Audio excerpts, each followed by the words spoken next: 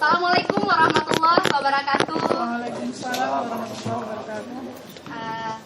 Terima kasih kawan-kawan yang sudah berhadir di Sabtu kali ini, edisi 18 Januari 2020.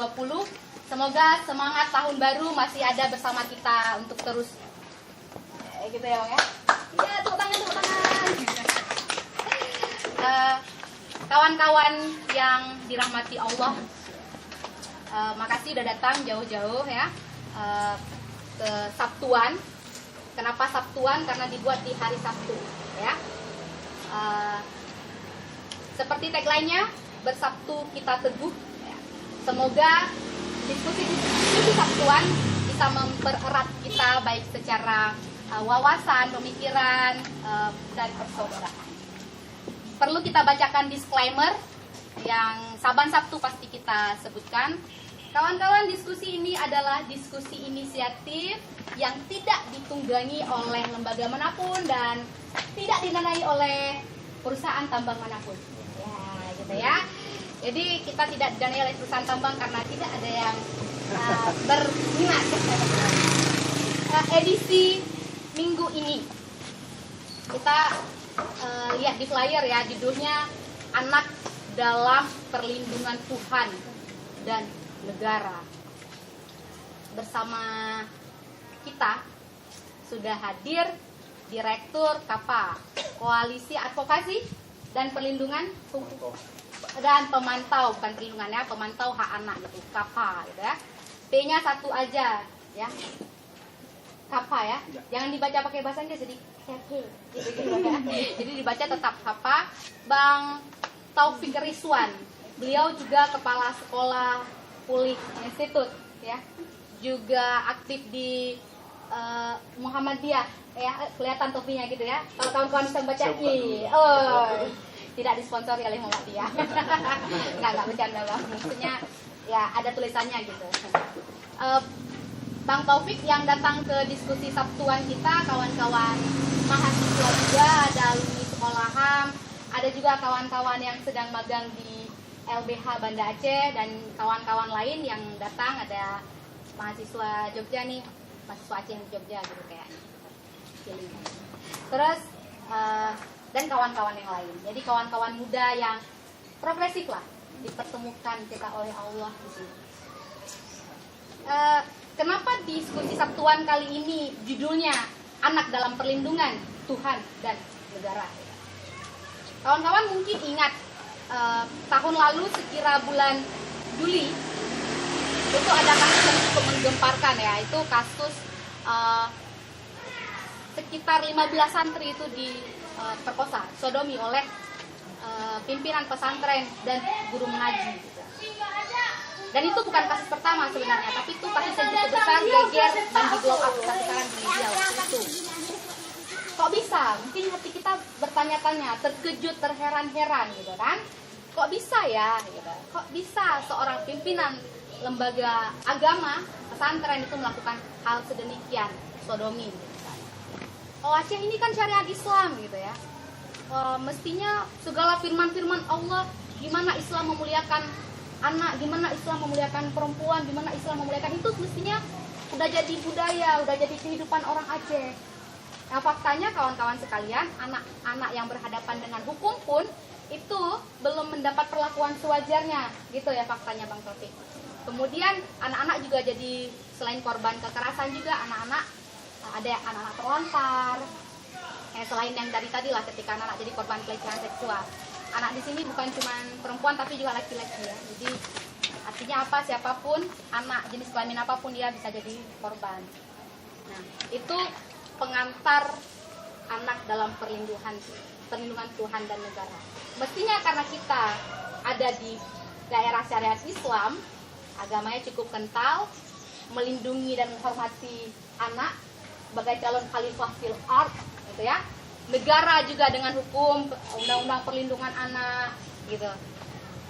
Mestinya anak-anak mendapatkan double protection lah ya. Kalau di iklan-iklan sabun gitu ya kan, ada iklan sabun tuh Bang, kayak Dettol apa, double protection gitu ya kan. Mestinya anak juga dapat double protection dari agama ya. budaya juga ya, karena di badan budaya orang Aceh kan katanya sangat Islami gitu. Dan negara tadi, loh nyatanya kok begini gitu. Mari sama-sama kita dengarkan penjelasan dari Bang Taufik kepada Bang Taufik kita. Teman-teman, tepuk tangan dulu kita semuanya. Terima kasih Nana. Assalamualaikum warahmatullahi wabarakatuh. Waalaikumsalam warahmatullahi wabarakatuh. Salam sejahtera, salam suri kita semuanya. Teman-teman, sebuah kehormatan karena saya bisa ketemu dengan kawan-kawan di sini. Sebagaimana yang sudah dikenalkan oleh Nana, saya Taufik Rizwan, saya dipanggil Taufik saja. Ya. Saat ini memang saya berada di Koalisi Advokasi Pemantau Anak, sebuah koalisi lembaga-lembaga yang concern di perlindungan anak yang diinisiasi oleh sekitar 23 lembaga sejak tahun 2011. Lembaga ini semacam koalisi, tapi secara program ada di lembaga masing-masing. Maka kalau KAPA itu nggak punya program, ada satu gerakan koalisi. Ya. Tapi yang punya negara itu ya lembaga-lembaga ataupun LSM yang mendirikan koalisi ini. Fokusnya melakukan advokasi dan pemantau terhadap negara, terhadap penyelenggara perlindungan anak. Penyelenggara perlindungan anak ini secara konsep kenegaraan itu ada pada pemerintah. Jadi pemerintah diberi kewenangan melalui konstitusinya untuk menyelenggarakan upaya perlindungan anak. Partisipasi masyarakat, keikutsertaan orang tua dan juga anak itu sendiri itu adalah bagian cara negara memastikan bagaimana negara memastikan semua orang terlibat untuk perlindungan anak. Teman-teman, sore ini tema yang diberikan awalnya itu berat sekali, ya. Perlindungan Tuhan dan agama. Jadi pertamanya itu ya. Tuhan dan negara apa? lalu saya bilang sama Nana, waduh ini berat sekali nih, sudah Tuhan agama gitu. Akhirnya dikoreksi oleh Nana jadi Tuhan dan negara. Nah, Tuhan sendiri ini diskusinya panjang. Bagi teman-teman yang suka ikut diskusi filsafat mungkin agak panjang. Bagaimana dengan orang yang tidak Tuhan? Apakah anak akan terlindungi atau tidak? Nah, tapi tadi Nana membatasi ruang lingkup diskusi kita supaya tidak terlalu lebar. Yang saya pahami dari pengantar singkat tadi itu, Tuhan atau agama yang kita pakai pada sore ini itu adalah agama Islam, ya Nana ya, gitu ya. Ada yang non Islam di sini? Islam semua?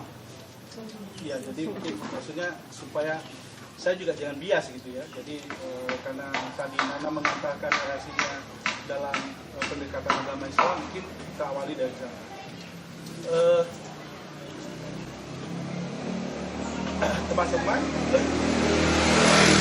dalam konsep agama kita mungkin kita tahu sendiri ya. Mungkin salah satu ingat peringatan Allah dalam Al-Quran di surah An-Nisa ayat 9 ya, teman-teman mungkin sangat ini ya, yang diawali dengan waqsaladzi ya dan seterusnya itu Allah itu mengingatkan kepada kita bahwa hendaklah kamu takut pada Tuhanmu, pada Allah, ketika kita meninggalkan generasi yang lemah ya, yang tidak sejahtera. Jadi konteksnya ini tidak hanya kepada orang tua tapi juga kepada negara.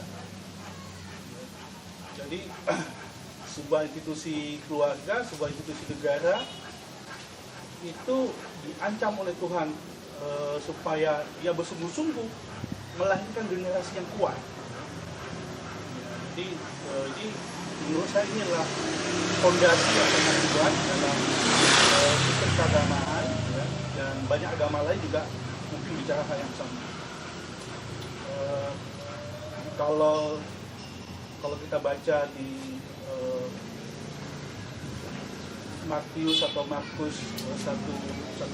itu di Kristen ada juga menyebutkan bahwa anak itu sebagai buah suci dan buah suci itu adalah seperti anak Tuhan, ataupun kalau buah buruk itu adalah anak iblis. Itu sama seperti yang disampaikan oleh seorang sosiolog Iran itu, mungkin teman-teman pernah baca buku Ali Syariati ya, yaitu tentang terkait dengan teologi pembebasan, ya, dan dia mengungkap tentang konsep manusia. Di sana dia ceritakan bahwa sebenarnya manusia itu gabungan dari dua roh baik dan roh jahat. Nah, roh ini dipahami sebagai potensi. Lalu potensi itu siapa yang mengembangkannya? Sama seperti agama Hindu ya. Kalau agama Hindu itu menceritakan bahwa anak itu punya potensi baik dan potensi buruk, sama seperti Buddha. Kalau Buddha itu dibahayakannya Kristen, orang tua itu dibahayakan pena. Jadi kertas ini tergantung orang tuanya. Jadi ketika orang tuanya menuliskan apa di atas kertas, itulah yang akan membentuk anak. Tapi yang ingin saya sampaikan kepada teman-teman, latar belakang agama manapun, ya, itu menempatkan posisi anak sebagai anugerah.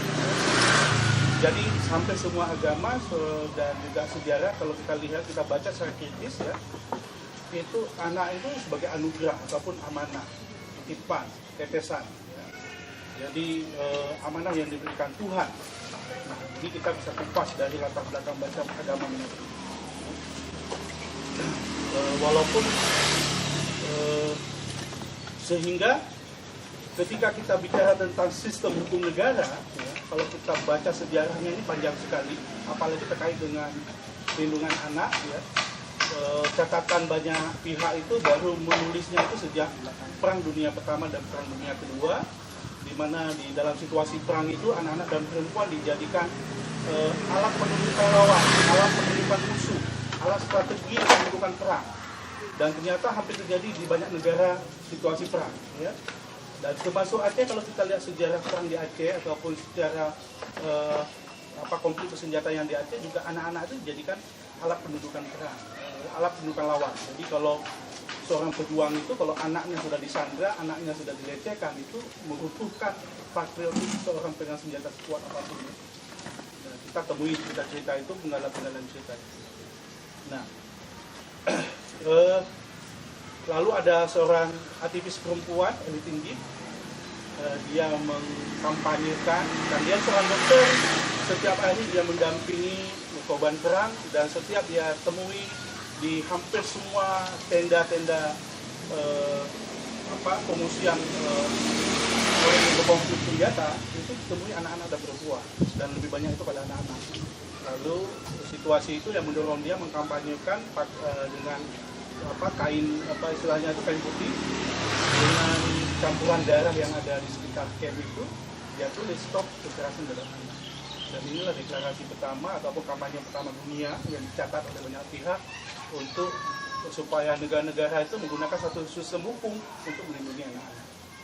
Nah, pertanyaannya, sistem hukum di negara itu dari mana? Nah, kalau kita baca lagi teman-teman, bahwa sistem hukum ini kan terinspirasi dari nilai-nilai positivistik yang ada pada kekuatan agama, sosial budaya, dan itu terintegrasi dalam sistem hukum kita. Maka dalam persiapan produk hukum, maka dikenal persiapan naskah akademik dengan tinjauan filosofis, sosiologis, dan yuridis formil. Ya, nah ini ketika kita bicara filosofis itu nilai kebaikan lagi. Nah, sumbernya itu agama.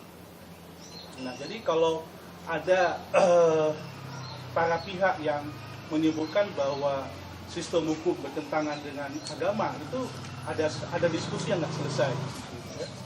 Nah, sebenarnya sumber energi positivistik hukum itu justru bersumber pada konsep agama. Nah, lalu ketika berada pada sistem hukum, ya, kalau di Indonesia saya ngambilnya satu jalan saja ya, jalan pelindungan anaknya ya. Kita tahu ada yang dikenal di tingkat hukum yang paling tinggi itu International Bill of Human Rights, ya. Itu kan ada 3 standar hukum internasional, DUHAM, ECOSOC, dan SIPOR. Teman-teman yang sudah ikut belajar sekolah HAM pasti ini sudah dapat pengantarnya ya. Jadi International Bill of Human Rights ini ada DUHAM, Deklarasi Umum Hak Asasi Manusia, ada SIPOR dan ECOSOC, lalu melahirkan beberapa konvensi kan. ada SIDO, ada Konvensi Penyiksaan, ada Konvensi Jenewa, dan ada satu lagi yang dikenal yang kita bahas hari ini itu adalah CRC, ya, Convention of the Child, ataupun yang dikenal dengan Konvensi Hak Anak. Nah, kenapa kita bicarakan ini di Indonesia? Karena Indonesia salah satu negara yang meratifikasi konvensi ini. Nah, apa hubungannya dengan diskusi kali ini? Karena kita ingin melihat anak itu sendiri, ya. Jadi ada pembincangan intelektual di Indonesia itu yang ketika mendiskusikan anak. Nah, di Indonesia ya, anak itu dalam kandungan itu sudah dianggap anak, tapi di dunia belum. Ya, karena di sini ada debat, ada dialek yang sangat kuat antara aktivis anak dengan aktivis perempuan. Ya, kalau aktivis perempuan, hamil itu hak. Untuk tidak hamil juga haknya. Jadi artinya menggugurkan anak itu ya bagian dari hak. Jadi kalau di pelindungan anak dalam kandungan itu sudah ada, terutama di dalam negara ya Indonesia. Ya, jadi dialeknya memang. Tapi kalau dikembalikan kepada konsep tadi, maka konvensi hak anak itu tidak mengikat bahwa anak itu diatur dalam kandungan. Tapi di negara-negara tertentu silakan mengaturnya bahwa anak dalam kandungan itu sudah dianggap anak. Gitu ya. Nah, kalau teman-teman pada umumnya kalau kita sebut anak itu apa yang terbayang oleh kita? Kalau disebut anak itu siapa menurut kita? Di bawah 17-an tahun. Di bawah 17-an tahun. Oke, yang lain? 18 sampai 0 tahun. 18 sampai 0 tahun. Nah, 0 tahun itu berapa? Di usia mana? Hah? Baru lahir. Setelah lahir atau sebelum lahir? Sebelum lahir. Hah? Setelah lahir. Jadi kalau dalam kandungan belum? Belum. Berarti masih janin. Berarti itu tidak dianggap anak. Kalau tidak dianggap anak, boleh nggak dibunuh? Hah? Calon anak. Dia bukan anak. Calon anak. Jadi anak lagi. Iya. Berarti masih calon kan? Artinya boleh dibunuh kan? Enggak juga. Karena dia belum anak. Karena sistem hukum kita tuh hanya mengatur tentang perlindungan anak, tidak ada mengatur tentang hukum melindungi janin ataupun hukum melindungi calon anak. Tapi HAM sudah bergerak sampai ke janin. Belum. Justru CEDAW itu menganggap bahwa itu tidak diakui. Coba baca. Ya kan? Coba baca HAM, SIPOL, ECOSOC, bahkan CEDAW. Di CEDAW itu makanya di beberapa negara itu mereka gitu hamil, mereka menganggap wah ini adalah, kalau teman-teman baca kalau nggak salah Gendo Dudures itu seorang penerima Nobel dari asal Jerman itu di situ ya, ketika dia ketika dia berdialog dengan istrinya, apakah dia memutuskan untuk melahirkan anak atau tidak. Lalu dialog itu dia putuskan bahwa dia nggak mau melahirkan, lalu dia ambil jalan operasi, lalu mereka memutuskan untuk merawat anak kucing. Untuk harga anak kucing. Ya, kalau secara konsep duhamnya belum nggak kena, karena di situ yang kena itu adalah ketika konvensi hak anak itu diratifikasi oleh negara. Maka di Undang-Undang Perlindungan Anak di Indonesia, Undang-Undang 23 tahun 2002 yang diubah menjadi Undang-Undang 35 tahun 2014, anak-anak di situ sudah dijelaskan termasuk dalam kandungan. Ya. Nah, di Undang-Undang Perlindungan Anak itu agak mungkin baca undang-undang ya. Nah, teman-teman, persepsi anak ini banyak juga ya. Jadi kalau persepsinya orang tua, jadi kita di sini termasuk anak tidak? Enggak. Hah?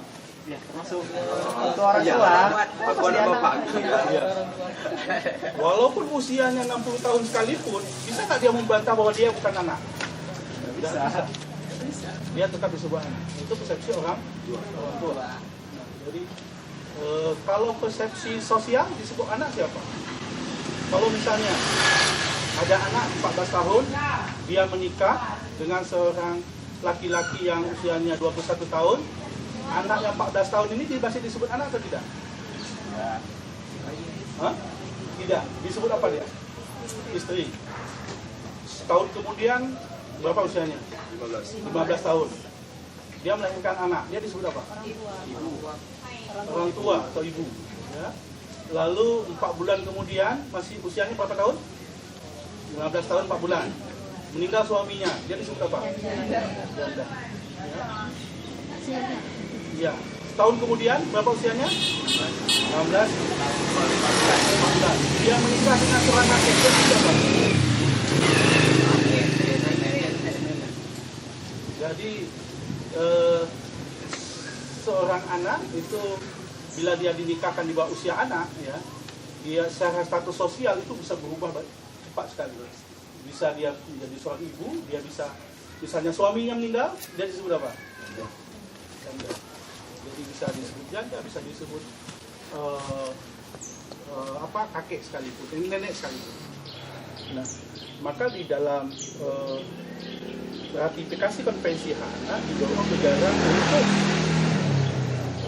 memperbaharui sistem hukum di Indonesia, termasuk salah satu hukum tentang perkawinan, supaya tidak menikahkan anak di bawah umur, gitu ya, karena status sosialnya itu cepat sekali berubah dan dia bisa termarginalkan hak-haknya.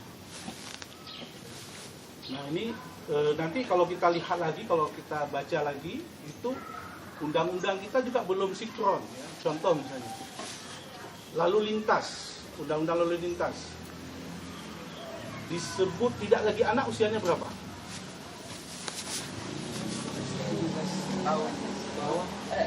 Tahun. Ya, ditandai dengan Adanya SIM. Undang-undang kependudukan berapa tahun? 17 tahun.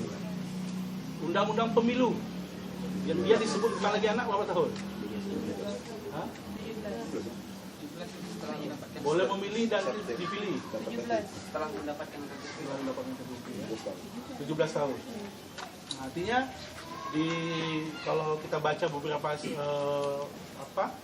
undang-undang kita memang belum sinkron dengan prinsip undang-undang perlindungan anak yang menyatakan 18 tahun ke bawah. 18 tahun ke bawah itu maksudnya kalau misalnya Agam hari ini ulang tahun 18 tahun kan, dia masih disebut anak atau bukan?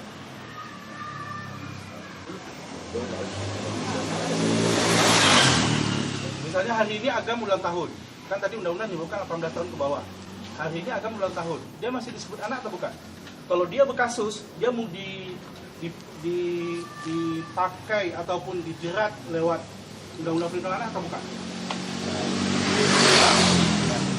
Bukan. Iya. Kenapa? Besok baru dia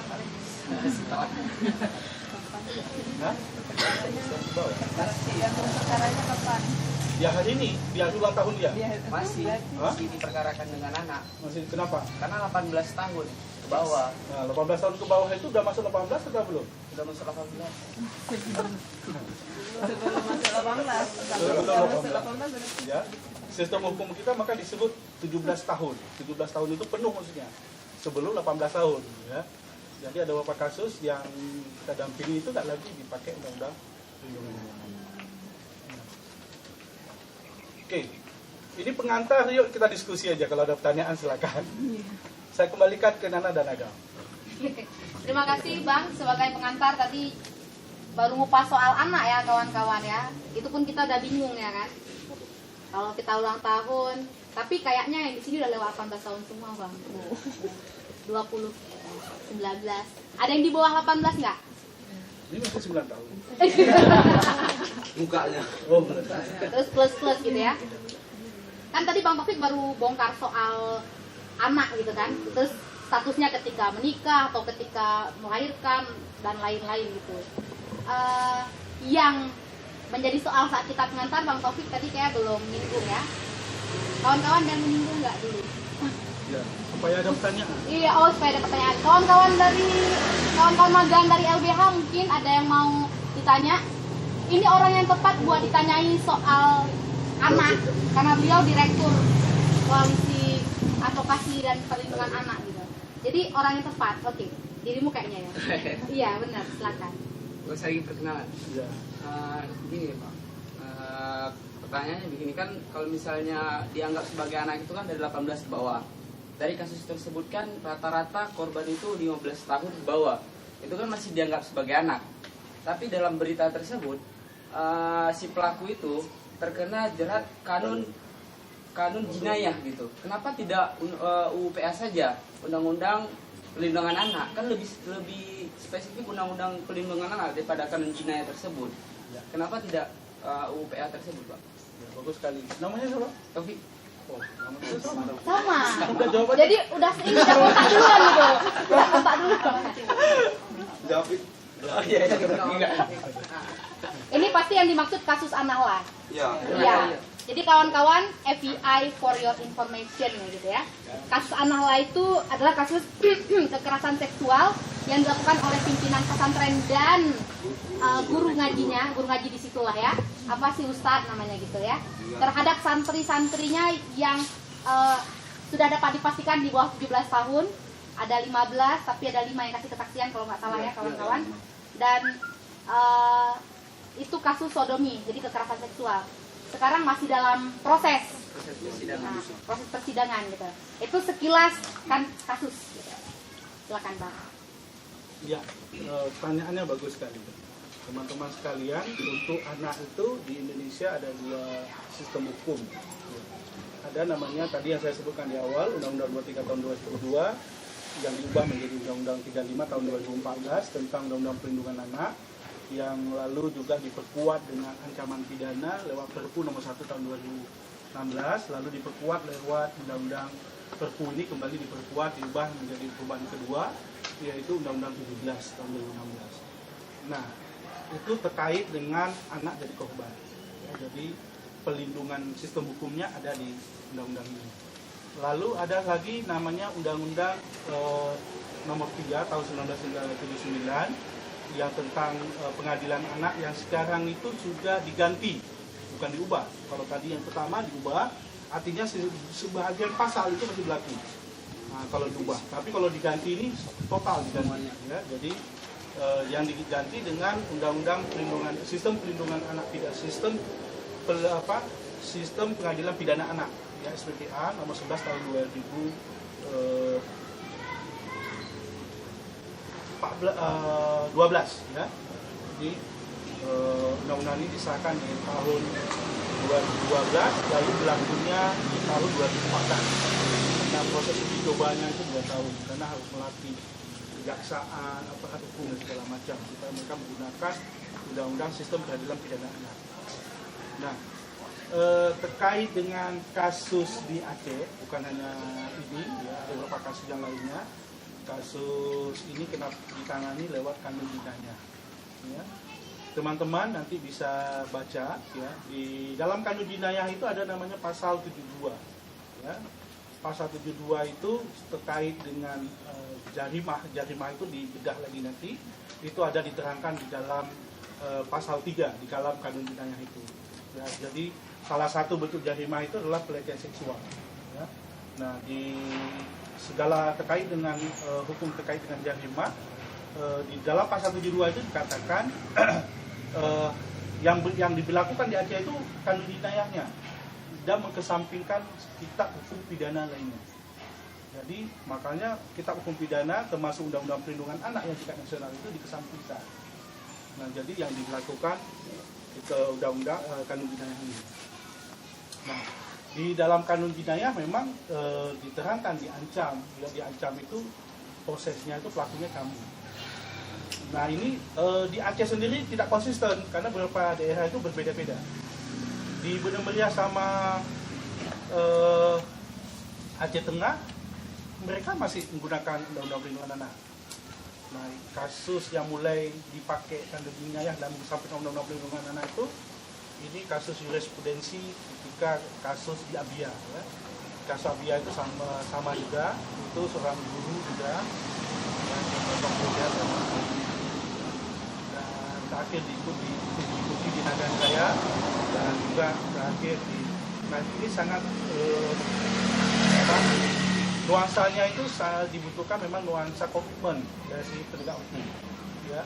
Dan itu pernah dibedah dan dibelah kasusnya, sehingga konflik sistem hukum ini itu dibutuhkan satu perma dari Mahkamah Agung terkait supaya apakah kasus ini masuk dalam sistem peradilan ke Mahkamah Syariah atau ke Pengadilan Negeri Tinggi. Jadi sehingga dibutuhkan satu perma, dan sampai saat ini dan itu sudah diajukan, dan kita salah satu lembaga yang mengajukan itu supaya turun satu perma untuk konflik dua sistem hukum ini. Satu sisi bahwa Aceh masih menjadi bagian dari Indonesia, dan kita melihat anak-anak itu butuh perlindungan yang lebih khusus, karena di dalam kandung Hidayah persoalannya itu ada beberapa catatan, dan itu sudah kami tulis di dalam legal standing kita ke sana, ya. Termasuk penanganan anaknya itu tidak komprehensif. Dia hanya melakukan pendekatan hukum, tapi pendekatan aspek pemulihan anak itu tidak diatur secara khusus. Nah, untuk kasus-kasus restitusi hak korban misalnya itu juga tidak diatur secara lengkap, ya. Jadi ketika anak menjadi korban itu kan ada beberapa hak, ya, ada hak atas kebenaran, ya. Jadi peristiwa yang dialaminya itu benar secara hukum, ya. Lalu ada hak atas keadilan, jadi dia itu berhak mendapatkan keadilan dalam sistem hukum kita. Ada hak atas pemulihan, dia berhak mendapatkan pelayanan pemulihan psikososial, rehabilitasi sosial, ya, dan reintegrasi sosial, termasuk hak restitusi, hak ganti rugi. Nah, dan itu tidak ada di dalam kandung Hidayah kita, dan itu hanya diatur di dalam undang-undang kita. Ya. Jadi kita mendorong untuk kasus-kasus anak, terutama anak sebagai korban, APH kita tuh mau menggunakan undang-undang perlindungan anak. Nah, dan itu menjadi agenda kita bersama perjuangan, ya, dan kita melihat aspek pelindungannya itu. Nah, mestinya seperti yang disampaikan Nana di awal, dengan adanya kanun ataupun penegakan syariat Islam di Aceh, seharusnya menambah kekuatan sistem hukum melindungi anak. Jadi kekuatan hukum nasional dan juga nilai-nilai penegakan syariat Islam. Jadi ada dua, seharusnya itu dilapis dia, ya. Kalau di undang-undang sana kan dijunto, ya, tapi di sini nggak bisa karena dikesampingkan. Itu pasal 72. Dan dialog kami dengan beberapa tokoh, termasuk Prof. Yasa dan yang lain, memang terjadi pembiasan tafsir di pasal ini. Ya. Jadi sebenarnya boleh saja dipakai.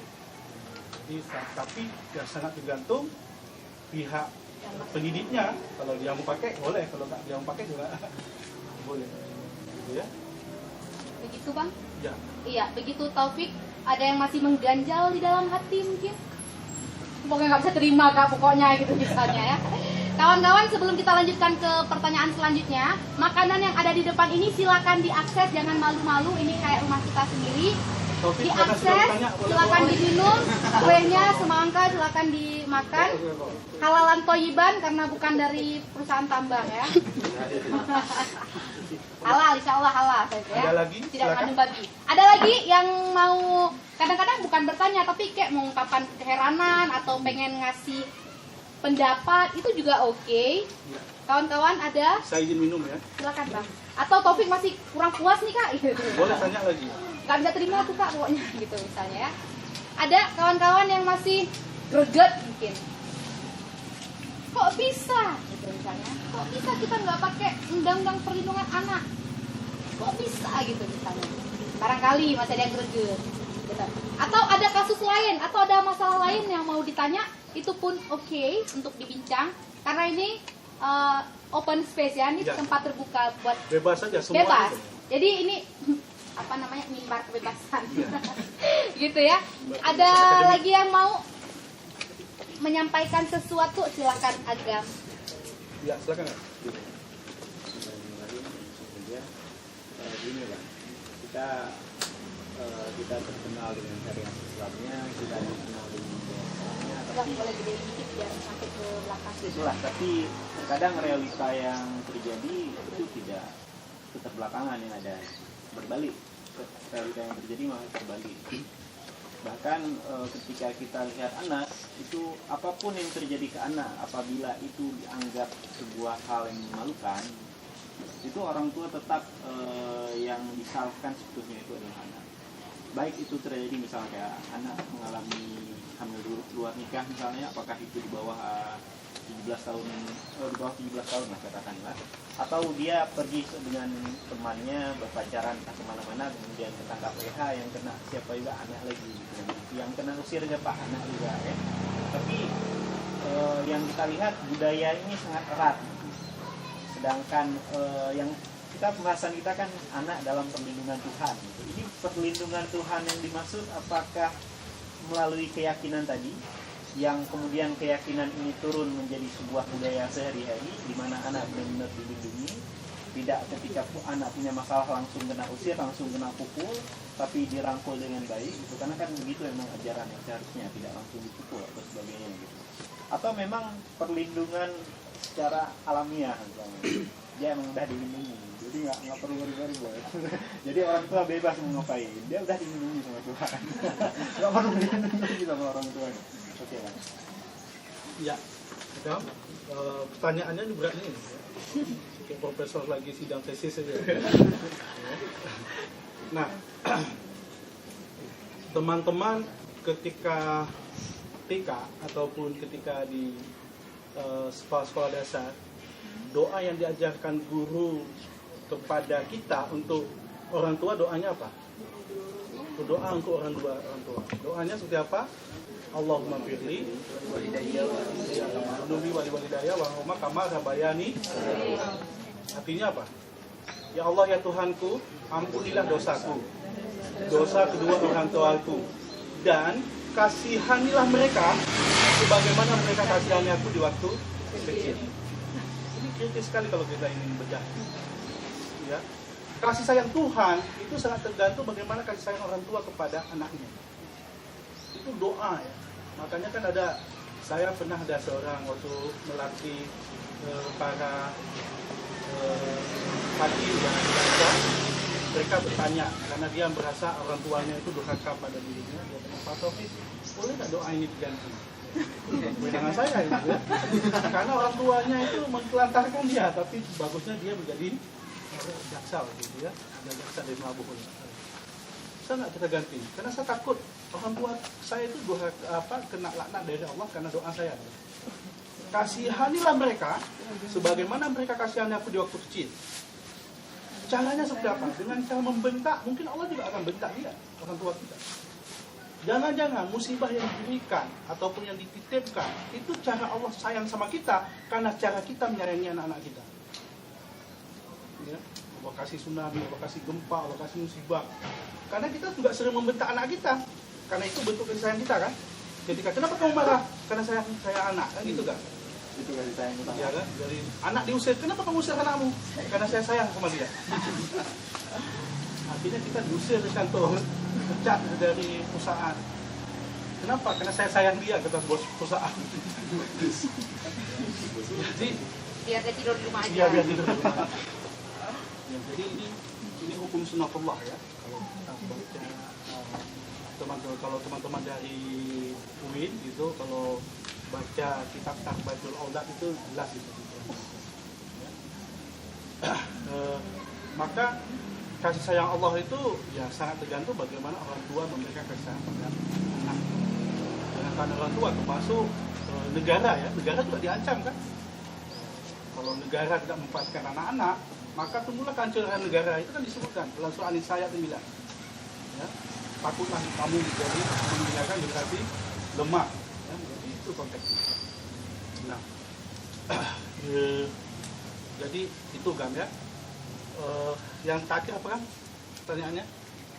Yang melindunginya tuh Siapa yang melindungi itu ya? Nah, jadi kalau kita lihat spirit ini, sebenarnya semua orang didorong untuk melindungi, ya, mulai dari orang tua dan negara. Ya.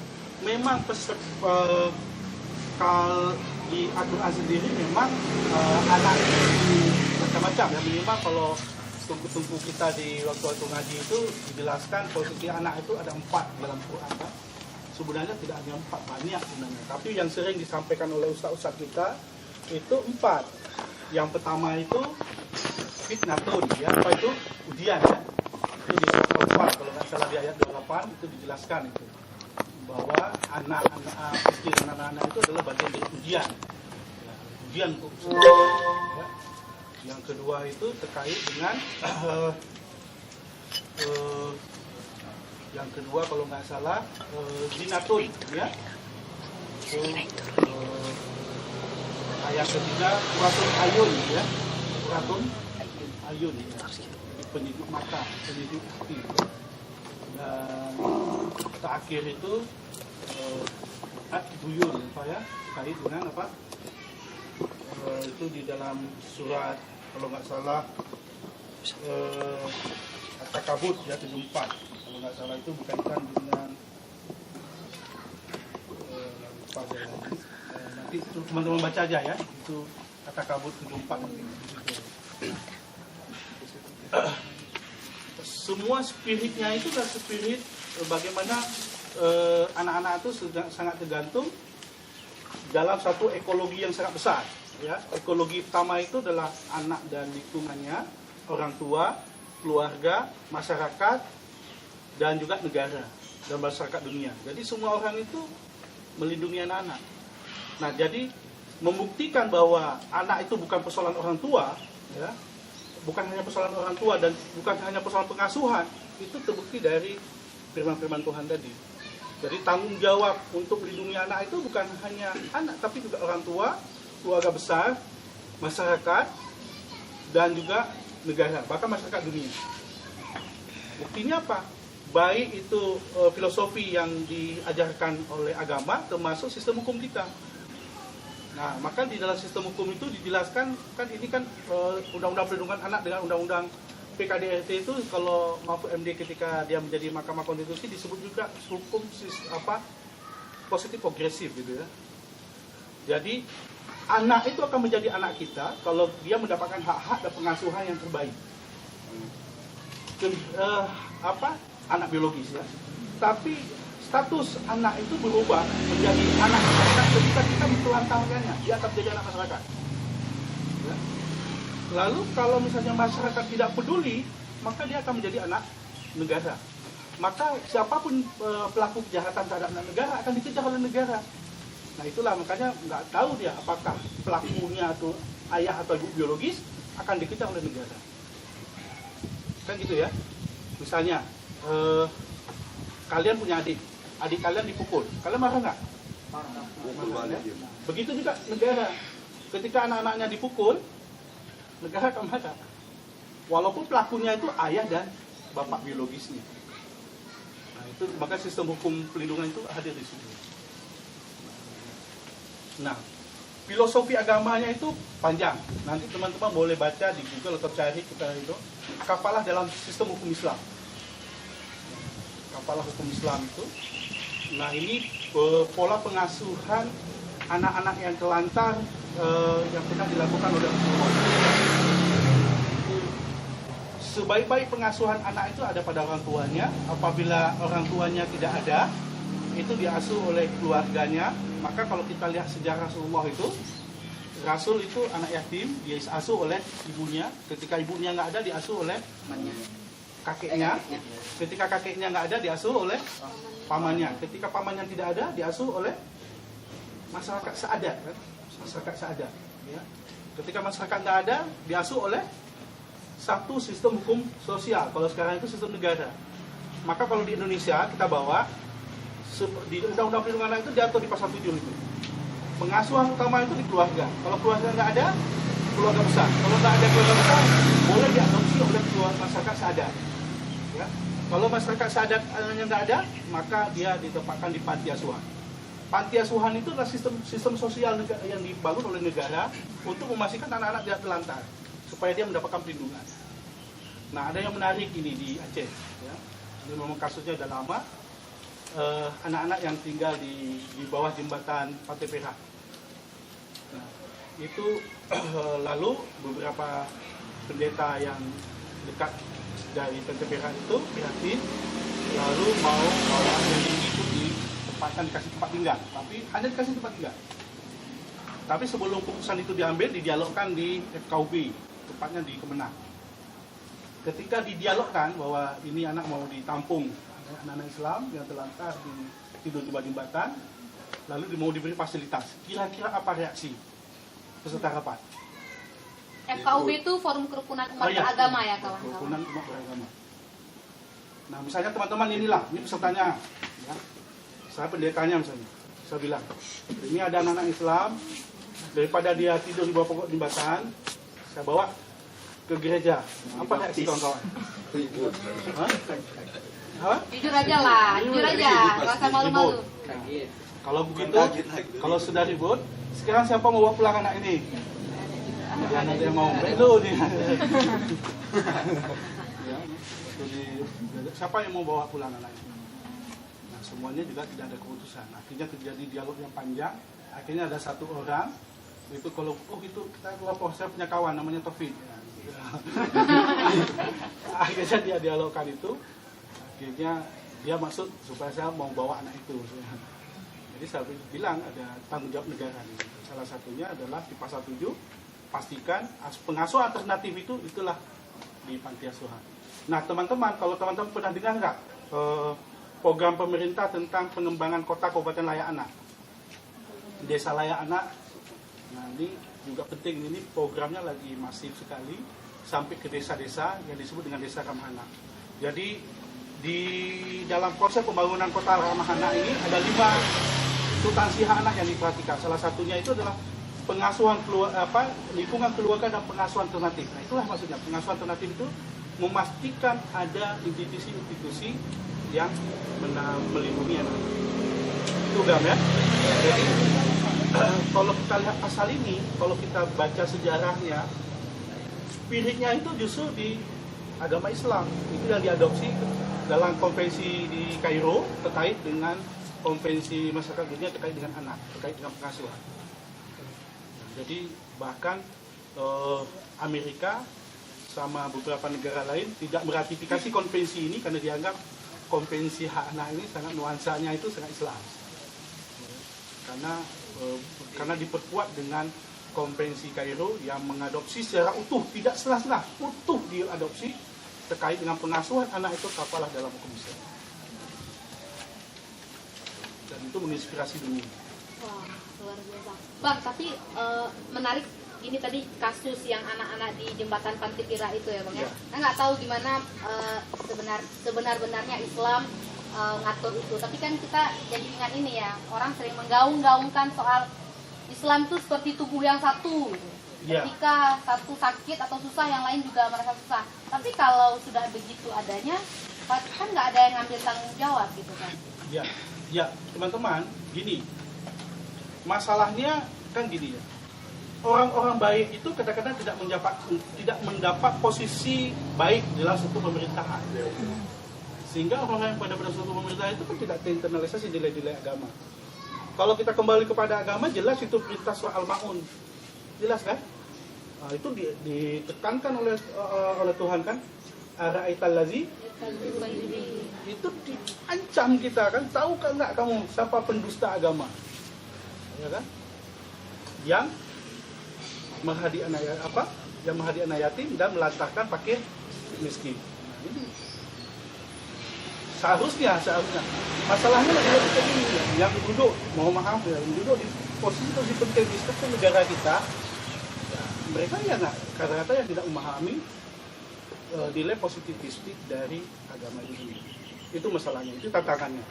Maka kita butuh hadir di sini untuk mendialogkan itu, melakukan advokasi itu dan melakukan penyadaran itu, ya, terutama di lingkungan terdekat kita, supaya kebaikan itu disuarakan oleh banyak orang. Sehingga setiap orang yang punya kendali itu tidak punya pilihan selain memilih jalan lain. Wah, luar biasa. Tepuk tangan dulu lah. Orang tuh dibuat enggak punya pilihan kecuali berbuat baik gitu ya Bang ya. Kawan-kawan yang lain ada? Oke, Taufik. Taufik masih itu sama pertanyaan apa namanya? Masih gergetan? Juga itu. Ini kan dalam undang-undang perlindungan anak kan ada perlindungan anak. Apakah negara itu melindungi anak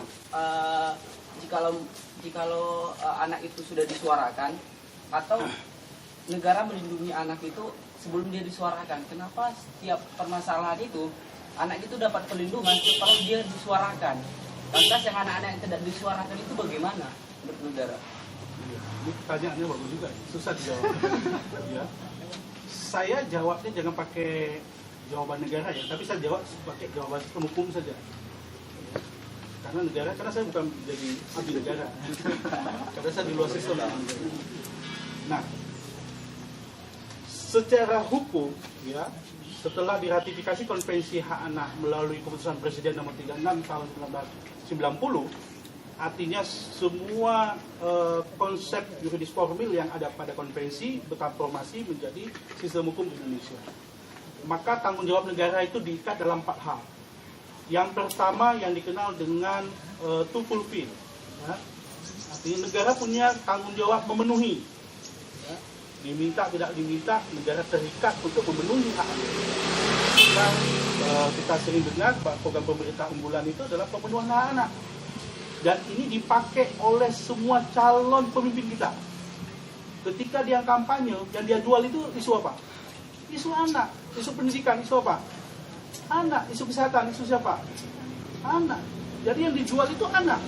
Untuk menjadi pemimpin, untuk terpilih menjadi anggota dewan, untuk terpilih menjadi bupati, gubernur, dan segala macam. Jadi ketika mereka sudah jadi, mereka lupa. Jadi dia jual isu itu supaya laku. Jadi yang pertama to fulfill, yaitu memenuhi hak anak. Yang kedua to respect, ya, menghormati. Jadi hak anak itu dihormati. Mau diminta tidak diminta itu dihormati. Itu perintah dari Konvensi Hak Anak. Ya. Yang ketiga to protect, ya, pelindungan, memberikan pelindungan. Nah, jadi secara di konvensi ini memerintahkan negara kita untuk melakukan protect, pelindungan terhadap anak. Yang keempat to find, jadi memajukan. Ya, jadi makanya anak-anak itu dipromosikan, diberi beasiswa, di segala macam. Di anak yang berprestasi itu didorong untuk dimajukan. Jadi sebenarnya 3 ini yang menjadi prinsip. Penuhi haknya, hormati haknya, lindungi hak anak. Ya. Dan itu terikat di dalam isi Konvensi Hak Anak yang dilakukan oleh negara. Nah, kalau kita kembali dalam konvensi ini, terutama di klaster pertama itu disebut negara wajib mengambil langkah-langkah implementasi umum. Ada 3 langkah implementasi umum di situ. Yang pertama adalah langkah legislasi. Langkah legislasi itu adalah apa? Melahirkan undang-undang terkait dengan menghormati, melindungi, dan memenuhi hak anak. Yang ketiga itu langkah administratif. Langkah administratif itu apa? Buat programnya. Jadi diminta tidak diminta itu buat programnya. Teman-teman sekalian, guru semua dapat gaji, semua dapat fasilitas. Itu karena ada hak anak di sana. Karena negara berjanji untuk memenuhi hak anak bidang pendidikan, maka dibangunlah fasilitas pendidikan, dibangunlah departemen pendidikan, dibangunlah kualitas guru yang baik. Jadi kalau ada guru kita merasa bahwa mereka gratis untuk anak-anak, itu salah.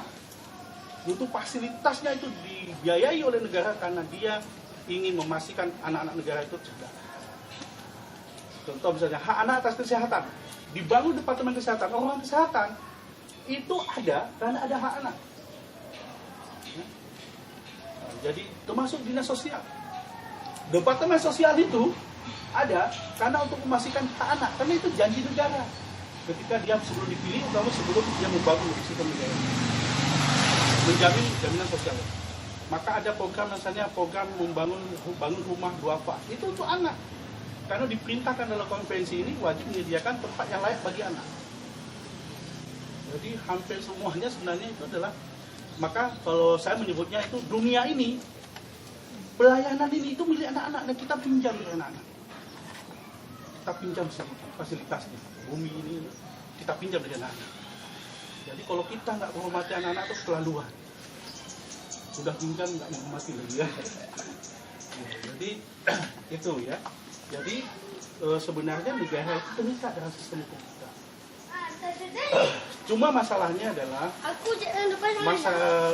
tadi. Yang ketiga, tanggung jawab negara itu mensosialisasikan isi konvensi ini kepada masyarakat supaya masyarakat tahu. Nah, selama ini kan banyak kita nggak tahu. Seakan-akan ketika ada bantuan untuk anak-anak itu dianggap hadiah, bukan. Itu yang harus dilakukan negara untuk anak-anak kita. Ya, jadi bukan hadiah. Jadi kalau misalnya ada presiden bagi sepeda itu bukan hadiah itu. Itu cara menunjukkan bahwa dia itu ya, harus peduli. Ya, jadi menurut saya banyak sekali tanggung jawab negara yang belum dia selesaikan untuk terhadap janjinya untuk memenuhi anak. Ya, jadi baik disuarakan atau tidak disuarakan. Tidak, maka oleh karena itu kita perlu hadir juga bersama anak-anak supaya anak-anak bersuara dan termasuk kita. Ya. Masih ganjal, Fik? Masih ganjal. Lanjutkan sampai dia selesai. Ya. Ini terkait tentang pertanyaan topik yang pertama tadi. Iya. Kan setelah kasus, kita kan udah mendengar bahwasanya kasus itu pernah terjadi di Nagan Raya dan Melabu. Dan Nagan Raya dan Melabu itu kasus itu terjerat oleh UU-PA. Sedangkan yang di pesantren tadi terjerat oleh kanun. Itu kan tidak ada kesinkronan. Apakah hukum itu adanya hukum itu terhadap orang-orang yang berpengaruh seperti pimpinan pesantren itu, atau bagaimana? Ataukah orang-orang biasa itu hukumnya terserah pada negara gitu? Ya. Itu kan tidak ada sinkronan hukum gitu. UU-PA ini undang-undang perlindungan anak ya, bukan undang-undang pemerintah aja ya. UU-PA undang-undang perlindungan anak. Supaya jelas di kita semua gitu. Iya.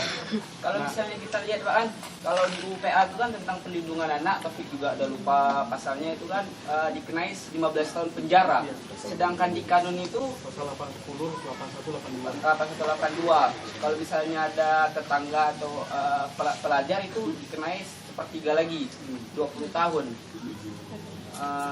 Kalau misalnya di kanun kan, kalau tidak salah Taufik kan dia kena pasal 47 di kanun, yang itu hukumannya 900 gram emas, 9 bulan penjara atau 90 kali campur. 120. 120.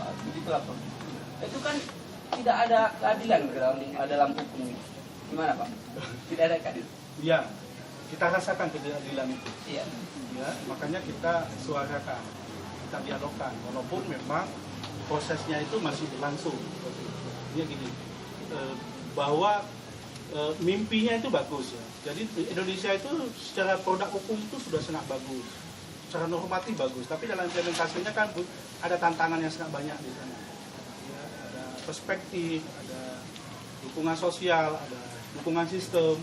Ya, nah, termasuk beberapa persoalan agenda penting yang ada di Aceh. Ya. Salah satunya kita mau selesaikan itu yang saya bilang tadi.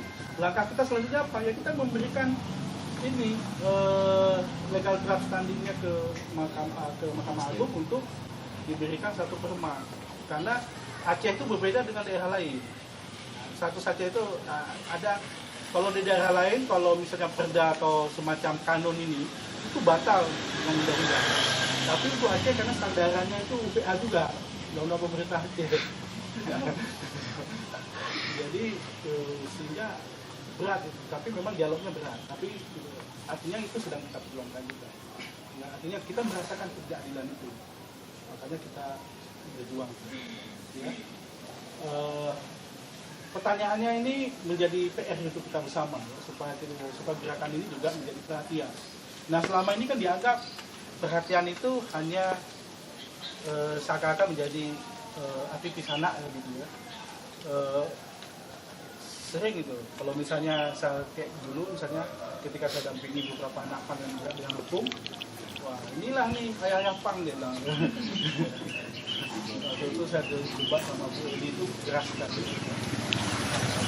Mana-mana bapak-bapak masjid itu menyebutkan, rupanya di Aceh, di Banda Aceh ini ada bapak pang, yang bersarang di sana, nggak saya sebutkan. Ada tip gitu ya. Jadi padahal yang kita mau perjuangkan itu sistem hukumnya. Ya, jadi yang kita anggap tidak memberikan itu juga. Oke, ada yang lain? Oke. Ya. Wah, 2 sekalian 3, 1, 2, 3. Oke, Silakan. kita mulai dengan ladies first dulu ya. Yang pakai jilbab kuning. Silakan. Cepat susu. Sangat. Nama saya Biki Andriani. Saya ingin bertanya, sebenarnya kan kalau misalnya predator kejahatan itu kan nggak luput dari anak-anak dan perempuan. Dan kita juga sadar sebenarnya kalau misalnya kejahatan itu bisa berkurang apabila kita mempunyai kesadaran sendiri. Kadang orang tua dan tenaga pendidik seperti kasus yang ada di anakku, Philip Semawi itu kan, dia seorang tenaga pendidik, tapi dia tidak memikirkan hak santri-santrinya ini. Hak untuk apa dia berada di pesantren itu. Jadi dia karena karena dia tidak tidak. Jadi pentinglah kita di sini bertanya bagaimana kesadaran itu kita ingin menyadarkan orang tua dan tenaga-tenaga pendidik itu kalau hak anak itu jauh lebih penting. Ya. Setuju sekali. Ya, dengan siapa namanya? Cipi ya, saya setuju sekali. Saya kebetulan waktu itu dibantu oleh Puadi ya. Puadi tunjuk tangan Puadi. Nah, ini ya. Dibantu oleh Puadi. Jadi beberapa pernyataan saya itu dimuat oleh Puadi dan itu menjadi bahan perbincangan di DPR. Dan terakhir karena berita yang ditulis Puadi itu menjadi duduk rembuk. Cuma waktu Pak Sembong itu memang saya nggak ada di sini Puadi. Itu dipertemukan ada Mahkamah Syariah, ada Kejaksaan, ada Polda, dan mereka juga kesal itu kok COVID kok nggak ada aja begitu. Sumpah, apa orang telepon ya, jadi lupa. Cuma masalahnya kan ini bukan masalah saya, tapi masalah bangsa ini dan masalah kita semua. Jadi jangan karena saya nggak ada langsung dianggapnya ini kan. Ini menurut saya yang tidak yang belum menjadi mainstream untuk semua orang. Masih dianggap ini masalah kita karena kita yang bersuara. Lalu ini dianggap adalah provokatornya kita. Dia tidak melihat provokator nilai yang disampaikan itu, gitu ya. Gitu Gam ya. Nah, teman-teman tadi itu poinnya ya. Jadi saya setuju dengan itu. Yang ini ada Pak. Nama saya Lilis. Jadi ini Pak Tati, tadi kan ada poin apa, tapi ada 4 poin ya. Dan tertarik mengenai protek. Jadi bagaimana negara itu melindungi anak sebenarnya. Nah lalu tapi ini tidak banyak terjadi ya. Harusnya negara itu misalnya tidak menelantarkan anak dan sebagainya. Kalau misalnya itu kata-kata bisa misalnya negara jadi sebenarnya apakah misalnya jual buku atau segala macam. Jadi itu sebenarnya di mana peran negara? Apakah karena dia dianggap anak masyarakat atau karena dia dianggap anak ibu bapaknya? Sebenarnya di mana peran negara ketika misalnya banyak anak-anak telantar. Nah, lalu saya ingin bertanya mengenai pendapat Bapak. Misalnya sekarang kan banyak inklusi bukan inklusi kayak program-program kayak PAUD gitu. Sebenarnya kan fungsi orang tua itu adalah menjaga anak, merawat anak dan sebagainya. Tapi dengan keadaan yang sangat modern saat ini kebanyakan orang tua karena diakibatkan oleh sibuk dan segala macam, lalu orang tua menitipkan anak-anaknya ke PAUD. Lalu bagaimana pandangan Bapak ketika anak-anak itu tumbuh? Apakah mereka akan menitipkan anak-anak itu ke jempo? Misalnya kan itu kayak ada circle gitu. Terima kasih Pak. Baik, yang pertama tadi terkait dengan peran negara ya untuk memberikan perlindungan pada anak. Nah tadi langkahnya tadi 3 ya. Langkah perbaiki kebijakan, langkah administratif itu program, karena kebijakan, anggaran, program dan juga struktur pelayanan itu yang diberikan. Maka teman-teman misalnya muncul ada P2T2A, ini salah satu wujud untuk sebagai layanan langsung yang dekat dengan anak-anak yang menjadi korban kekerasan. Secara programnya terus ke arah sampai menciptakan satu desa ramah anak ataupun kota ramah anak. Itu cara negara melakukan programnya. Cuma masalahnya apakah ada masalah dari rentetan itu pasti. Ya. Apakah sistem itu sudah terintegratif? Tentu belum, masih banyak PR-nya. Ya. Nah, saya mencoba ada 3 kabupaten kota yang menjadi pilot, ada Melabu, Cibarat, ada Banda Aceh, dan Semawe. Yaitu yang dikenal dengan istilah PKSAI, ya, program perlindungan anak integratif, sosial integratif, termasuk bicara tentang anak jalanan. Teman-teman, kalau bicara anak ini luas sekali sebenarnya. Ya, luas sekali kalau kita mau diskusi tentang anak. Kalau kita mau bedah saja di konvensi hak anak itu ada 31 isu. Jadi kita akan kupas bagaimana bicara anak jalanan dengan anak hidup di jalan, bagaimana anak yang tinggal di pengungsian atau anak hidup dalam situasi konflik bersenjata. Belum lagi kita bicara tentang anak dengan stigma terorisme atau keluarganya termasuk napiter. Ya, nah ini juga menjadi satu isu. Ya. Jadi ada anak-anak misalnya ayahnya diduga melakukan radikalisme ataupun teroris, lalu anak-anak mengalami stigma. Bagaimana kita memberikan perlindungan ini? Nah, baru-baru ini saya bicara ini di banyak tempat. Kami melindungi anak-anak dari korban, dari pelaku terorisme. Ternyata itu juga betul. Lalu juga melindungi anak-anak yang korban dari status agama, seperti anak-anak Ahmadiyah misalnya. Itu juga kan mengalami stigma dan juga korban, ya. Itu juga harus mendapatkan perlindungan. Jadi banyak sekali, buatnya banyak sekali. Itu anak jalanan kita mau diskusi bisa bicara sama. Waduh. Itu bicara isu anak jalanan saja. Belum lagi kita bicara tentang anak konflik senjata. Belum lagi kita bicara tentang anak pengungsian. Belum lagi anak dengan status refugi. Belum lagi kita bicara tentang anak status dengan kondisi orang tua beda agama. Ataupun belum lagi kita bicara status anak dengan orang tua beda negara. Jadi kalau ini mau dibuat ini panjang. Jadi tadi pagi saya bilang sama Nana, ya, kalau mau buat sekolah perlindungan anak bolehlah kita buat, nanti modelnya kita ajarin untuk beberapa teman-teman. Ya. Nah, sekarang juga kami lagi advokasi beberapa kawan-kawan untuk ke media. Bagaimana media juga sebagai melahirkan jurnalis-jurnalis yang ramah anak, karena peranan media itu juga ternyata berpengaruh terhadap edukasi dan sistem negara kita. Bagi penulisan, misalnya bagaimana menulis detail tentang kasus kekerasan terhadap anak. Namanya disamakan, tapi tempat dan lokasinya disampaikan dengan terang, sama aja kan? Itu contoh kasus di Abia, namanya disamakan bunga, tapi lokasi sekolahnya disebutkan. Dapat. Netizen kita luar biasa canggih ya. Dan satu kasus mungkin Bu Adi ingat ya, yang kasus di Langsa, gara-gara media, dia malu, akhirnya akibat malu keputusannya itu bunuh diri. Itu tajam itu kan. Media hanya menulis di media, tapi keputusan anak bunuh diri. Itu kekerasan yang sangat sadis. Itu pena yang membunuh, Bang. Iya. Nah itu makanya kita lagi mendorong semua orang itu bicara tentang itu. Nah, teman-teman, terkait dengan pertanyaan siapa? Lilis. Ada prinsip dalam penegakan hak anak. Ya, 4 prinsip. Non-diskriminasi, kepentingan terbaik bagi anak, memperhatikan hak hidup tumbuh kembang, dan mendengarkan pendapat anak. Nah, terkait dengan anak jalanan tadi, itu semua hak anak tadi, cara menghormati, memenuhi, dan melindungi, itu harus melalui 4 prinsip ini. Ya. Ketika anak ingin dikembalikan, prinsipnya itu adalah mendengarkan pendapat anak. Keputusan anak-anak itu menjadi penting. Nah, ketika dia sudah nyaman di jalan, ya, teman-teman, kalau bahasa saya, kalian kalau disuruh minta uang di jalanan mau nggak? Enggak, ya. Nah, anak-anak juga nggak mau. Tapi proses itu tuh ada satu proses yang dilalui itu, yang sangat kalau dalam bahasa saya itu dia harus meruntuhkan martabat diri dia dulu, setelah itu dia berani untuk ngaji. Tapi kalau sudah begini, disuruh ke sini nggak mau lagi, dikasih apapun tetap gini. Nah, teman-teman misalnya beberapa orang-orang pengemis yang diajak oleh dinas sosial, dikasih fasilitas, dikasih program, dikasih bantuan, dijual lagi, minta lagi. Masalahnya itu sudah mental.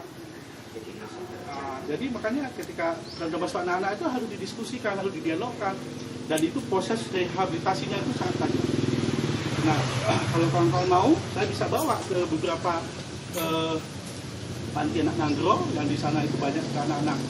Nah, saya waktu itu mereka sangat dikerasi, ya, dikurung, di ini. Tapi yang terjadi apa? Mereka loncat, dia pecahin ini, dia pecahin itu. Jadi advokasi kami adalah nggak usah, dibuka saja pintunya, biarin dia. Yang penting kita punya waktu dengan anak-anak minimal 2 jam, 4 jam selesai. Nah, untuk anak-anak jalanan di kota-kota besar itu, yang paling penting sama kita itu adalah kita punya waktu sama anak-anak itu minimal 30 menit. Pengalaman saya di Bandung ketika saya magang di Basra, saya sempat gagal ya. Kami di training untuk isu anak jalanan itu. Jadi kami diminta satu orang anak itu tutup ini. Itu berkawan dulu, ya berlumpur dulu sama mereka, baru dia mau berkawan sama kita. Ya. Dapat satu anak, bayangkan dalam mungkin 2 tahun dia nggak mandi, cium keningnya, itu kena meleleh matanya. Cair tadi yang sangat keras yang dia tendang kita waktu dia tidur itu karena kita curi lapak karton, kena kakinya ditendang muka kena bengam gitu. Ya. Tapi itu kena ciuman kita, menangis dia peluk kita seragam. Salah saya waktu itu, dan mentor saya bilang saya gagal tuh, saya berhasil, saya bawa pulang ke kos. Kan? Saya masakin, udah mau dia, udah mau mandi. Wah, saya bilang, wah senang lah. Kan? Rupanya di kos-kos tempat saya masak itu dia berakin. Kawan-kawan bisa bayangkan ya, tempat nasi yang kita kasih makan itu diberakin. Ya, gimana gitu ya. Tapi ya, dengan kesabaran dan segala macam ya, bantu-bantu. Yang paling penting dibilang ada Pak Hadi namanya, itu guru saya itu membantu mengorientasikan. Kita nggak perlu mengajak, kita nggak perlu kapit, kita berikan contoh. Misalnya kita lagi makan, coba makan. Kita ambil Bismillahirrahmanirrahim. Kita lanjutin Bang. Ya. Jadi kita memberikan contoh cara hidup dan itu butuh waktu. Nah, jadi untuk kembali anak ke sekolah itu butuh waktu. Nggak bisa ditangkap langsung dibawa, nggak akan mau dia. Nah, jadi itu juga salah. Jadi makanya ada prinsip itu. Contoh, di dalam Undang-Undang Perlindungan Anak dan Konvensi Hak Anak itu ada hak anak untuk mendapatkan informasi. Misalnya ada anak tanya ke kawan-kawan, Bang, saya ingin dapat informasi tentang pornografi, yuk nonton film porno yuk. Boleh nggak? Enggak. Loh, itu haknya. Ya kan, setiap anak berhak mendapatkan informasi. Dia ngajak dia minta, Kak, temani saya dong Kak, kita nonton film porno. Berat. Boleh nggak? Jangan praktek tapi diskusi. Nah itu saya bilang tadi, isu ini kan kalau kita mau diskusi ini panjang, maka muncul gerakan Forum itu salah satu 4 deklarasi ataupun arah perjuangan anak-anak Indonesia. Jadi anak-anak itu dipertemukan dengan latar belakang ada anak yang tinggal di panti, ada anak tinggal di jalanan, anak korban kekerasan seksual, termasuk anak yang hidup di jalan ada. Jadi kita nggak sebut anak pang, tapi anak yang hidup. Kita kalau hidup di jalan itu semua orang hidup di jalan. Ya, jadi itu supaya mensetarakan hidup kita dengan yang lain juga. Ya, jadi mereka mengusulkan salah satu isunya itu adalah isu terkait dengan diskusi terkait dengan pornografi. Salah satunya boleh nggak? Kenapa nggak boleh? Kenapa nggak boleh? Kita pakai sistem negara, boleh nggak? Kalau pendidikan.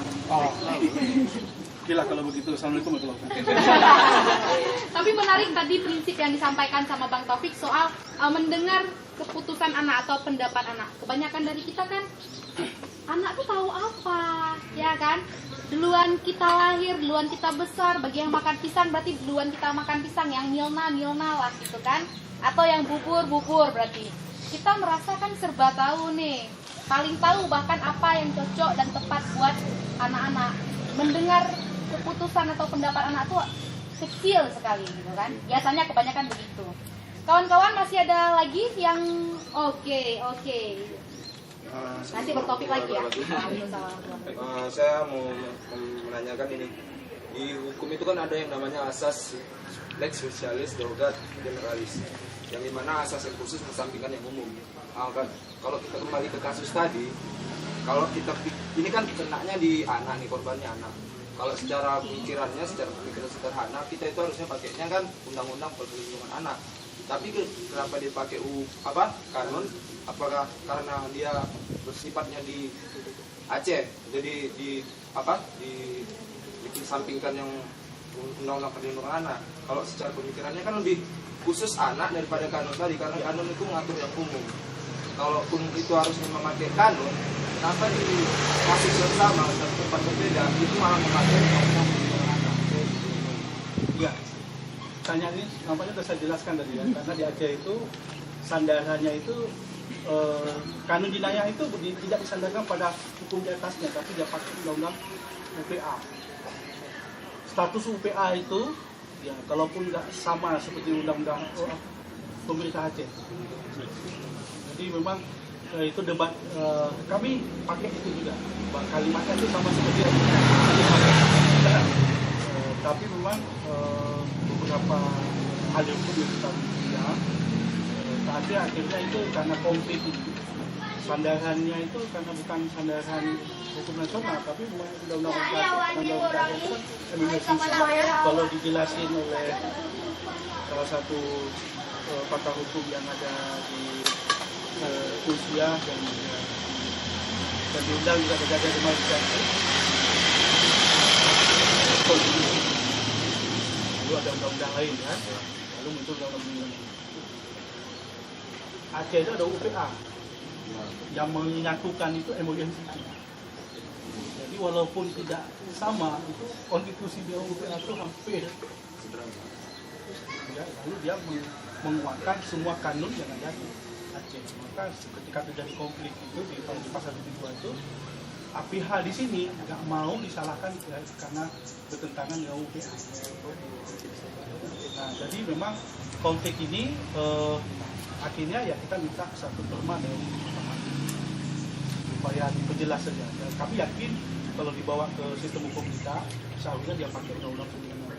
Keyakinan kami sama. Ya. Mana masih kurang, kayaknya kurang tuh.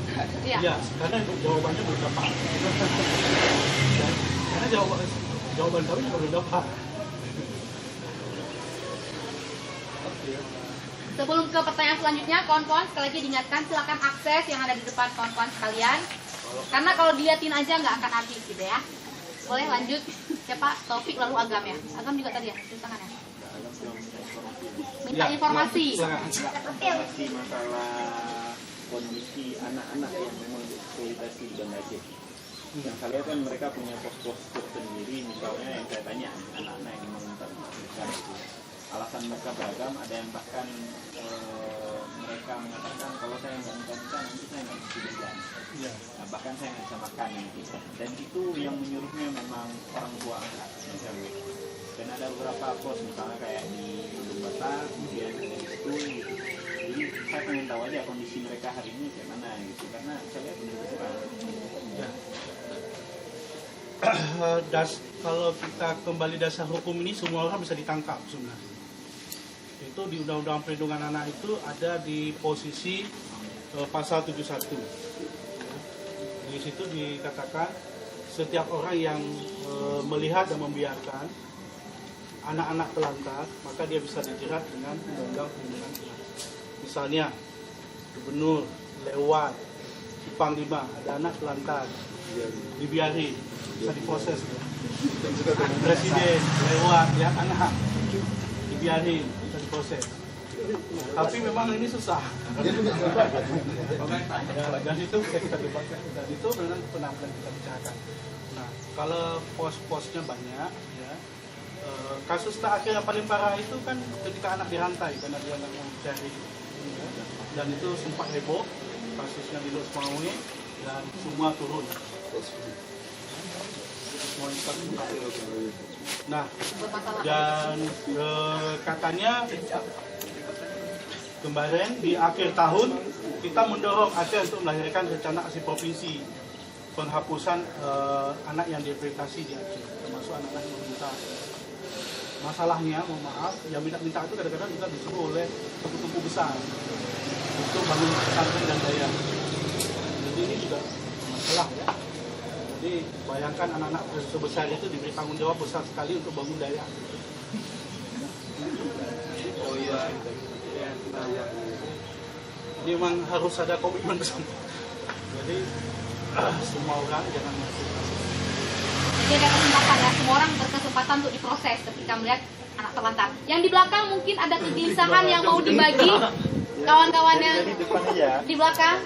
Ada rasa gelisah, galau, merana mungkin setelah mendengar penjelasan Bang Taufik. nggak berniat lewat simpang 5 atau simpang ini Iya. khawatir kalian Kesenangan di nggak penjara, khawatir diproses gitu ya. Kita pun ternyata fakir miskin gitu ya, nggak mampu. Ya silakan Taufik. Ini Pak, bukan masalah apa ini mengenai tentang bagaimana langkah-langkah kita agar kasus itu tidak terjadi lagi. Kasus itu tidak dijerat oleh peraturan itu lagi. Kan kalau misalnya lewat jurnalis kan kami rata-rata, saya sendiri bukan jurnalis gitu. Nah, itu bagaimana langkah-langkah kita supaya kejadian itu tidak terjadi lagi? Ya, teman-teman, untuk kasus ini semua orang menemukan kesalahan. Saya ingat kawan-kawan LBH beberapa kali itu menyampaikan pandangannya dan juga sampai kita juga mendorong supaya makanya artinya kita muncul untuk advokasi kita muncul. Karena ini ada satu hukum yang ya,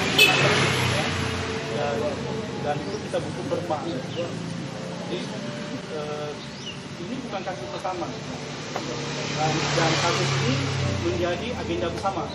Yang di pesantren itu menjadi agenda bersama. Sebelumnya itu justru kita sendiri-sendiri. Teman-teman mungkin tahu kasus itu juga pernah terjadi di Samahani. Ada lagi yang terdekat yang saya sebutkan itu Bilal sekaligus imam juga melakukan tempat serahkan imam. Sebenarnya ada banyak kasus lain. Jadi pas kasus Anala ini menjadi agenda bersama. Yang seperti yang saya sebutkan tadi kita sudah sampaikan gagasan-gagasan supaya ini ada putusan yang perbaiki. Untuk Aceh itu kita dorong supaya sistem hukum yang berlaku itu adalah undang-undang perlindungan anak. Dan secara gerakan kita mempengaruhi beberapa kabupaten. Memang kabupaten itu masih mau menggunakan undang-undang perlindungan anak. Tapi ada beberapa daerah yang kata tadi dengan landasan jurisprudensinya dia pakai undang-undang. Termasuk kasus semua. Nah itu memang udah putus ya, tapi kan naik banding, bukan udah proses. Ya, ada lagi? Ada lagi kawan-kawan? Kalau nggak ada, ya kita tutup kan gitu. Kalau tadi kalau saya nggak salah dengarnya, di kanun katanya tadi kan itu nggak mengatur. Lantas kalau itu diberlakukan bagaimana untuk pemilihan psikis yang tadi kan ada aplikasi yang diatur di kanun tadi, baru ada segala macam yang diatur di UPA banyak, yang menolak perlindungan anak banyak yang ada di kanun. Kan itu rata-rata korban kan 15 tahun ke bawah, tambah lagi nanti pas dia masuk SMA otomatis itu bully pasti ada itu di lingkungan dia. Kamu udah pernah kayak gini, udah pernah digini, pasti ada kan, tertekan juga. Bagaimana pemerintah Aceh terima kasih tadi Ya, teman-teman, dialognya itu sudah saya sebutkan tadi ya. Kita pakai alasan itu. Kan sudah saya jelaskan tadi bahwa di kanun itu tidak mengatur tentang rehabilitasi segala macam. Tapi ya secara gerakan itu diberikan. Makanya kita terus ada P2A turun, ada tim gabungan dinas PPA dengan dinas sosial untuk memberikan perlindungan kepada anak. Tetapi ini kan gerakan sosialnya, walaupun menggunakan institusi negara, tidak dalam konsep tanggung jawab negara. Makanya kita ingin bantah menggagalkan kanun itu lewat narasi yang kita sebutkan tadi. Tapi kita nggak berhenti di situ, tidak berhenti nunggu kanun ini direvisi, anak ini tetap harus direhab. Dan sampai saat ini masih dalam proses rehabilitasi itu ditangani, dampingi. Maka untuk satu anak itu butuh 47 tenaga ahli, 4 atau 7 tenaga ahli, ada psikolognya, ada peksosnya, jadi bukan satu tenaga mendampingi 5 anak, bukan. Jadi satu anak itu kadang-kadang bisa didampingi oleh 15 orang ahli. karena kan dia bisa juga jadi pelaku. Betul. Itu ya. Itu ada lagi kawan-kawan? Iya, silakan. Jadi kan tadi masalah kasus anak lah jadi di kanun tentang perlindungan atau rehabilitasi anak kurang. Jadi di kasus itu kan sudah dipilih ke kanun jalannya. Jadi sudah kita ketahui bahwa rehabilitasi itu lengkap ada di UPH. Jadi kenapa pas pengambilan keputusan keputusan oleh hakim, kenapa dipilih untuk kanun, kenapa tidak ke UPA, sedangkan perlindungan anak sudah ada rehabilitasi yang lengkap di UPA.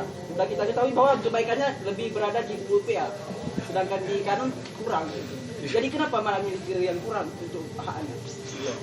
Pertanyaan itu ke hakim. Ya. Ya. Jadi teman-teman, ini kan narasi yang pernah kami sampaikan sama seperti narasi teman-teman. Ya. Prinsipnya sama, tapi jawaban itu kan belum dapat kita. Jadi kalau tanya ke saya juga, saya mau bertanya ke hal yang sama. Spesialis tadi. Nah, lalu kenapa kita membuat legal standing kita ajukan ke MA? Justru karena alasan itu. Jadi alasan kita sama. Kita ingin mendapatkan perlindungan anak secara komprehensif. Nah, cuma seperti yang saya sebutkan, untuk kasus anak lagi, kita nggak menunggu perubahan, gerakannya itu tetap ada. Jadi anak itu dari tangannya. Kan yang pelaku itu kan dia masuk, kita bilang dia kan tahu lah. Iya. Terus kenapa kalau maksudnya kalau abang tahu lah, karena abang ikutin juga kan, tapi kan baru-baru. Kenapa dia maksudnya lebih memilih korbannya itu laki-laki gitu loh. Nah, kenapa memilih laki-laki? Kalau secara logikanya kita laki-laki itu tertarik pada wanita, tapi dia ini pada laki-laki. Dan sekali lagi dia itu paham agama. Baru diberitanya dia mendoktrin anak-anak ini dari doktrin agama. Terus doktrin agama seperti apa yang membenarkan perlakuan ini seperti itu? Ini tugas nanti wawancara pelakunya ya. Karena saya bukan pelakunya, jadi esensinya nggak kuat gitu ya.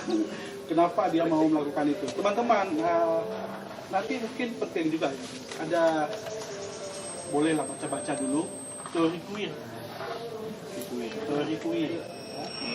Analisis queer ya, nanti itu yang melihat relasi orientasi seksual. Nanti itu mungkin jangan di sini diskusinya ya, karena nggak cukup waktu nanti salah kesimpulan. Atau mungkin kita bikin khusus membincang teori queer barangkali kalau kawan-kawan setuju gitu. Ya jangan dengan saya ya, saya nggak.